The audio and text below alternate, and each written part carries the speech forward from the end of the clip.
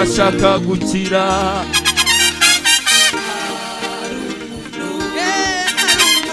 Wari ufite indwara ayimaranye imyaka 38 Samubonye aramubaza ati ese urashaka gukira? Hari umuntu wari ufite indwara ayimaranye imyaka 38 Samubonye aramubaza ati ese urashaka gukira? Hari umuntu wari ufite indwara ayimaranye imyaka 38 Samubonye aramubaza ati ese urashaka gukira? Hari umuntu wari ufite indwara ayimaranye imyaka 38 Samubonye aramubaza ati ese urashaka gukira? Hari umuntu wari ufite indwara ayimaranye imyaka 38 Samubonye aramubaza ati ese urashaka gukira? Hari umuntu wari ufite indwara ayimaranye imyaka 38 Samubonye aramubaza ati ese urashaka gukira?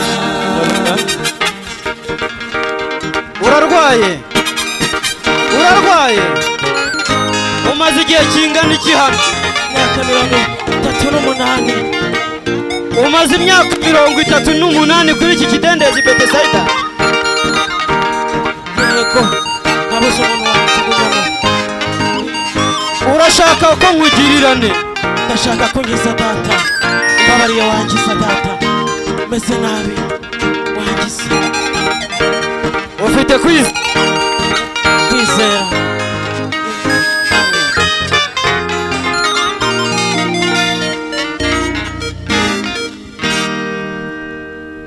umurwayi aramusubiza ati data musha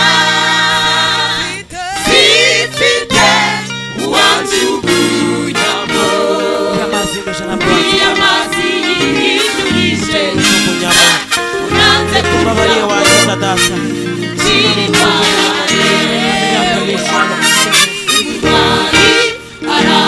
imyaka 38 yose waraheze ahangaha udafite ukujugunya mu mazi?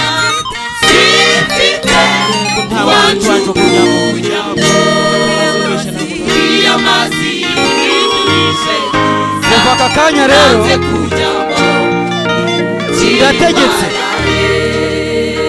ndategetse iyi ndwara irakiza. Itegure gufata uburiri bwawe kugira ngo uve ku kidendezi. Nawe uyu munsi witegure gusezerera ubwo bukene, witegure gusezerera magani, witegure gusezerera kanyanga, witegure gusezerera urumogi, witegure gusezerera utubari. Haguruka, haguruka, ikorera uburiri bwawe wigendere Yesu aramubwira ati uhereye none ikorera uburiri bwawe wigendere Yesu aramubwira ati ikorera uburiri bwawe Mana warakoze n'ukuri we twarayibonye Mana warakoze n'ukuri we twarayibonye Mana warakoze n'ukuri we twarayibonye Mana warakoze n'ukuri we twarayibonye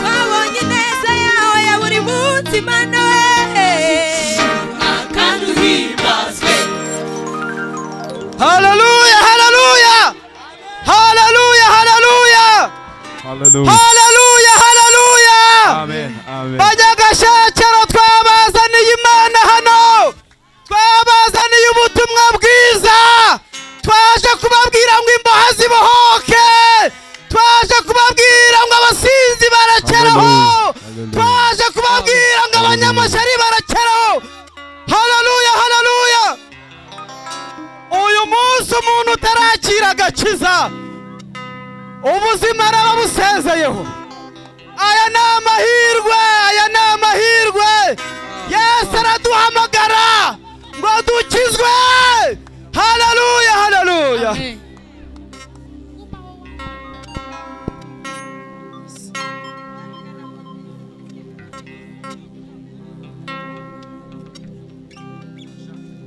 Yes. haleluya Hallelujah. haleluya mumufashe mwitonze mumuhe keya yicare cyangwa ahagarare mumureke rwose hafi aho hafi aho